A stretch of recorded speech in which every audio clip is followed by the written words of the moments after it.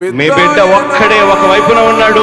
ఫలాన్ని మంచి చేశాము అని చెప్పుకునేదానికి ఒక్కటి లేని వాళ్ళంతా కూడా ఈ రోజు ఏకమవుతా ఉన్నారు. మీ ఇంట్లో మంచి జరిగి ఉంటే మీ బిడ్డకు తోడుగా మీరే నిలబండి, మీ బిడ్డకు సైనికులుగా మీరే కదలండి.